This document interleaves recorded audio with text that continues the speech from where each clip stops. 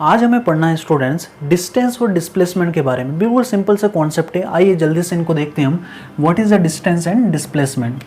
ध्यान से देखिए, मान लेते हैं यहाँ पर हमारा कोई फ्रेम ऑफ रेफरेंस है, क्योंकि हमें अगर कोई भी पार्टिकल की मोशन की स्टडी करना है तो frame of reference banana compulsory होता है, क्योंकि फ्रेम ऑफ रेफरेंस के हेल्प से हम उस पार्टिकल की पोजीशन किसी भी टाइम पर लोकेट कर पाते हैं। ठीक है, तो हमने यहाँ पर माना है हमारा कोई फ्रेम ऑफ रेफरेंस है, ये एक्स एक्सिस, ये वाई एक्सिस और जी एक्सिस भी बना लेते हैं, जो कि बाहर की तरफ निकलता हुआ होगा। तो हमारा कोई पार्टिकल है स्टूडेंट्स जो यहाँ पर है। ठीक है, एक कोई पार्टिकल है जिसको हमने पॉइंट ऑब्जेक्ट से रिप्रेजेंट किया है। तो पार्टिकल मान लेते हैं इनिशियल में ए पॉइंट पर है। कहाँ पर है वो? ए पॉइंट पर। अब वो इस तरह से मोशन करता हुआ, और मान लेते हैं उसका जो टाइम है वो t1 टाइम पर ए पर है। कहाँ पर है? t1 टाइम पर ए पर है। वो यहाँ से उसने चलना स्टार्ट करा, मोशन स्टार्ट करा, और इस तरह से चलता हुआ इस पॉइंट बी पर आ गया। कहाँ पर आ गया स्टूडेंट्स? बी पर आ गया। तो ध्यान से देखें, ये ए और यहाँ पर कोई पॉइंट ले लेते हैं सी। एक पार्टिकल था जो पॉइंट ए पर था, t1 टाइम पर पॉइंट ए पर था, और t2 टाइम पर मतलब कुछ टाइम बाद कहाँ पर आ गया? पॉइंट बी पर आ गया। मान लेते हैं 3 सेकंड पर ए पर था और 10 सेकंड पर पॉइंट बी पर आ गया, तो उसको यहाँ से यहाँ तक जाने में कितना समय लगा? 7 सेकंड लगे। ठीक है, तो ध्यान से देखें यहाँ पर आप, let a particle placed at a point A at time t1, फिर इस पार्टिकल ने इस पाथ को कवर करते हुए, इस पाथ के अलोंग मोशन स्टार्ट करा, और इस पाथ को कवर करते हुए फाइनल पॉइंट बी पर पहुंच गया। कितने टाइम पर? t2 टाइम पर। तो हम बोलेंगे द लेंथ ऑफ पाथ, ये जो पाथ की लंबाई है, जिस पाथ को उसने फॉलो करते हुए फाइनल पॉइंट पर गया, the length of path ACB, है ना, इस लेंथ ऑफ पाथ को ही क्या कहा जाता है? डिस्टेंस कहा जाता है स्टूडेंट्स। तो डिस्टेंस की डेफिनेशन लिख लेते हैं। क्या डेफिनेशन है? The length of path, the length of path, इस पाथ की लंबाई, पाथ कौन सा है आपका? ACB, तो लिख सकते हैं ब्रैकेट के अंदर, पाथ कौन सा लिया हमने? ACB। The length of path covered by particle during time interval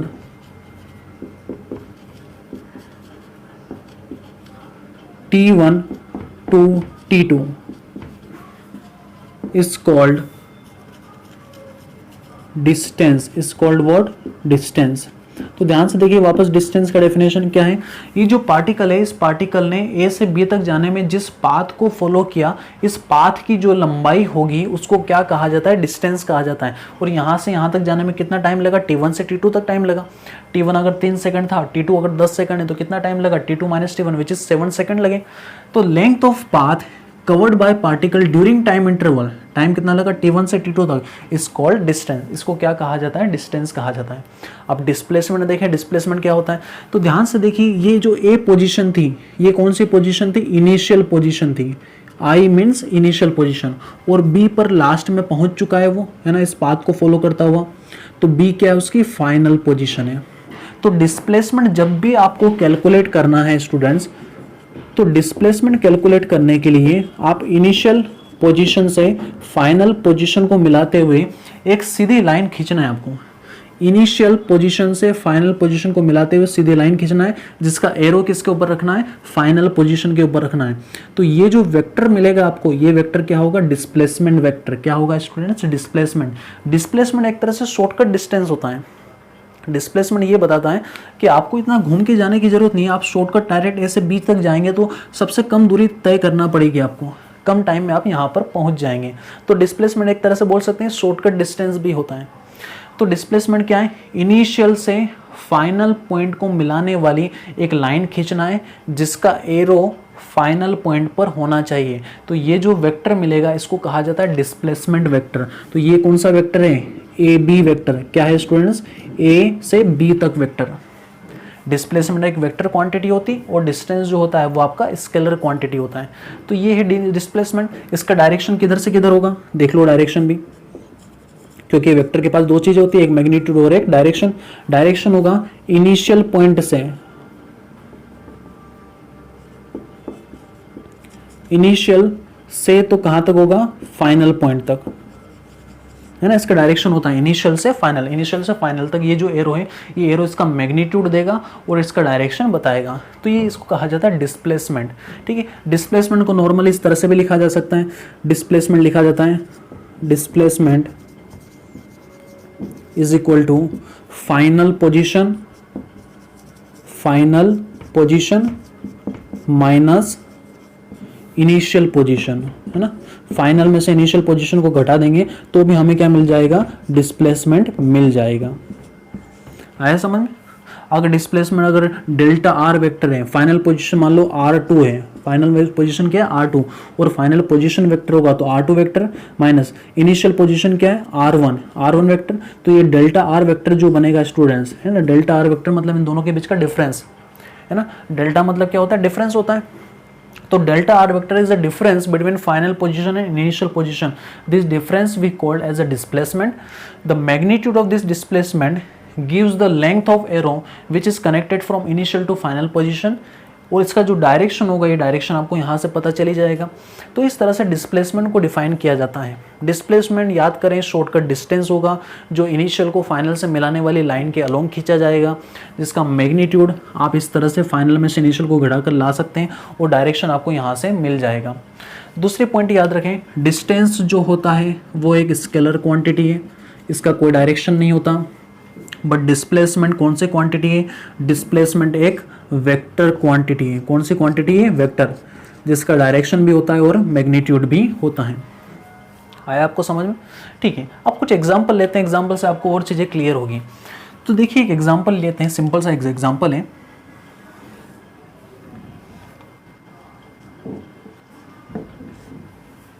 example क्या है यहाँ पर स्टूडेंट्स, तो देखिए यहाँ पर एक हमने एक स्ट्रेट लाइन बनाया। क्या बनाया, स्ट्रेट लाइन। मान लेते हैं इस स्ट्रेट लाइन पर ये कोई ओरिजिन है, ओके, एक पार्टिकल है। यहाँ पर मान लो यहाँ पर है +2 मतलब 2 मीटर, ये +4 मीटर, +6 मीटर, -2 मीटर, -4 मीटर, ठीक है। ये कुछ पोजीशन है और हमारा कोई पार्टिकल है। पार्टिकल मतलब मान लेते हैं कोई पर्सन मान लेते हैं। इस पॉइंट को मानते हैं O point, origin O point. ये आपका पॉइंट मान लो आप इसको A पॉइंट, इसको मान ले B पॉइंट और इसको कुछ मान लें यहाँ पर C पॉइंट। तो पहले मैं आपसे पूछता हूँ हमें कहाँ से कहाँ तक जाना है, हमें O से A तक जाना है, हमें O से कहाँ तक जाना है, A तक। तो बताओ डिस्टेंस और डिस्प्लेसमेंट क्या होगा। मैं डिस्टेंस को लिख लेता हूँ D से और डिस्प्लेसमेंट को लिख दूंगा DIS से, ठीक है, ये सिंपल होगा।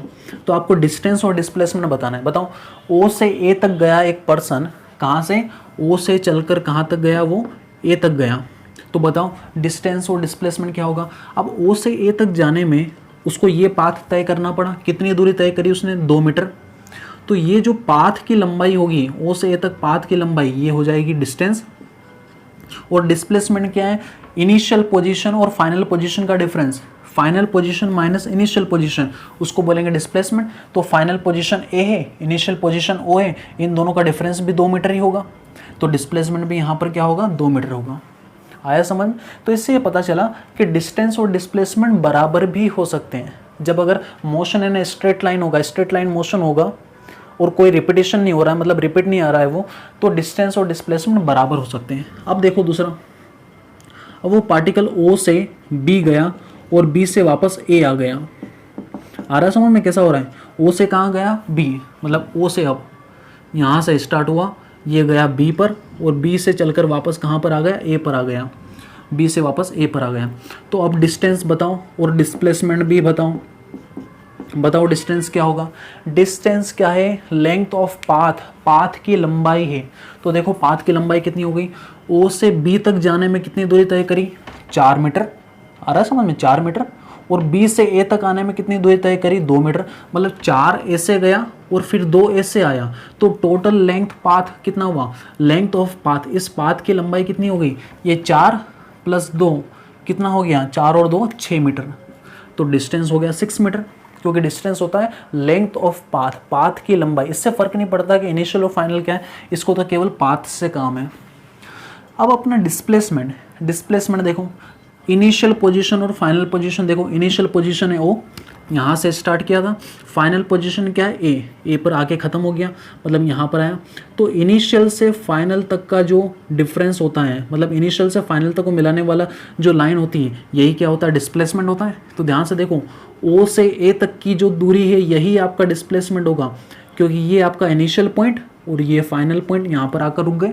तो इन दोनों के बीच की जो शॉर्टकट डिस्टेंस कितनी है, 2 मीटर। तो ये 2 मीटर आपका क्या होगा स्टूडेंट्स, डिस्प्लेसमेंट होगा। आ रहा है समझ में। तो डिस्प्लेसमेंट केवल इनिशियल और फाइनल पॉइंट पे डिपेंड करता है, इसको इससे फर्क नहीं पड़ता कि कैसे पार्टिकल को घुमा फिरा के ला रहे हो। ये तो शॉर्टकट डिस्टेंस बताता है कि इनिशियल यहाँ पर है, फाइनल यहाँ पर है, भले ही कितना भी घूम फिर के इधर उधर आ जाए, फाइनल अगर यहाँ पर है तो दोनों के बीच का डिस्टेंस कितना होगा, इनिशियल से फाइनल को मिलाने वाली लाइन, ये कहलाएगा 2 मीटर। ये क्या कहलाएगा, डिस्प्लेसमेंट। एक और ले लेते हैं स्टूडेंट्स। अब मान लो वो कहाँ से, बी से स्टार्ट हुआ और सी पर चला गया, बी से कहाँ गया, सी पर। तो अब बताओ डिस्टेंस और डिस्प्लेसमेंट क्या होगा, डिस्टेंस और डिस्प्लेसमेंट। बी से सी जा रहा है वो, ठीक है। तो बी उसका स्टार्टिंग पॉइंट होगा, उसका स्टार्टिंग पॉइंट क्या होगा, बी। तो याद रखें स्टार्टिंग पॉइंट। अब इस पर्सन को यहाँ से उठाओ और कहाँ पे रख दो, बी पर, क्योंकि अब बी स्टार्टिंग पॉइंट है इसका, ये आपका बी, ठीक है, ये पॉइंट बी। अब उसको बी से कहाँ पे जाना है, बी से जाना है सी पर, ठीक है, बी से सी पर जाना है। तो बताओ डिस्टेंस कितना ट्रेवल करना पड़ेगा, बी से सी तक जाने में उसको लंबाई कितनी दूरी तय करना पड़ी। तो ध्यान से देखो, यहाँ से यहाँ तक की दूरी थी 4 मीटर और यहाँ से यहाँ तक की दूरी कितनी थी, 2 मीटर। ये माइनस मत लीजिए, माइनस तो केवल डायरेक्शन बता रहा है, माइनस ये बताया कि ओरिजिन के इधर है कि ओरिजिन के इधर है, ठीक है। तो दूरी देखिए, डिस्टेंस देखना है आपको, यहाँ से यहाँ तक कितना है 4 और ये कितना है 2, तो 4 और 2 कितना हो गया 6 मीटर। तो डिस्टेंस हुआ 6 मीटर।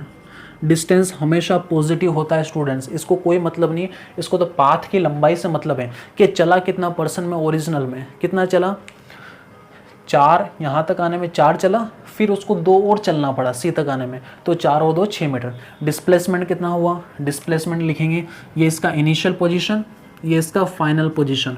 तो डिस्प्लेसमेंट निकालने के लिए फाइनल पोजीशन में से इनिशियल पोजीशन को घटाते हैं, final position minus initial position. Final position बताओ क्या है, फाइनल पोजीशन मतलब पॉइंट सी पर है, पॉइंट सी के कोऑर्डिनेट कितने हैं, -2,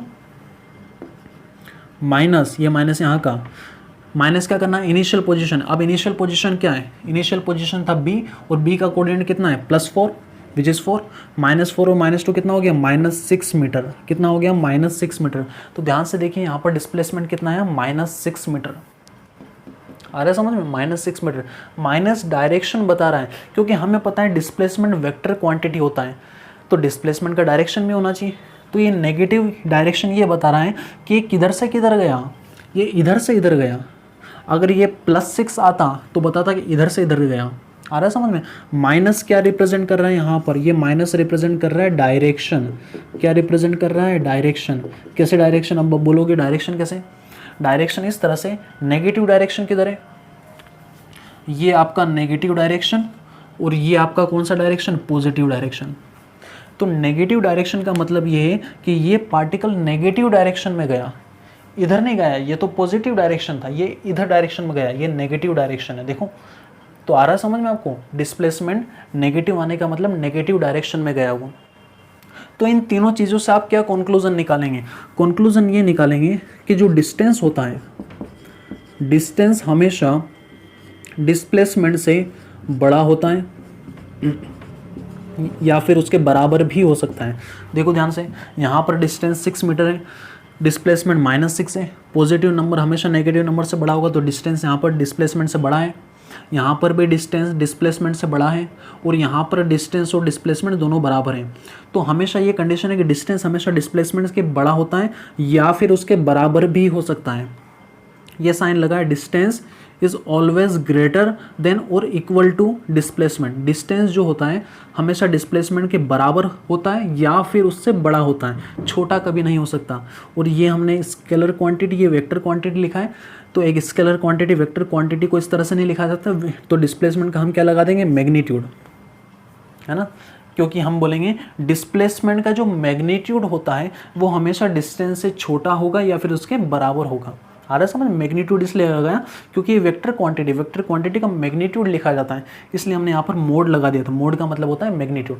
तो इस रिलेशन को याद रखिएगा स्टूडेंट्स। एक एग्जांपल करते हैं, इस एग्जाम्पल से और चीज़ें आपको क्लियर होगी। ध्यान से देखिए एग्जाम्पल क्या है।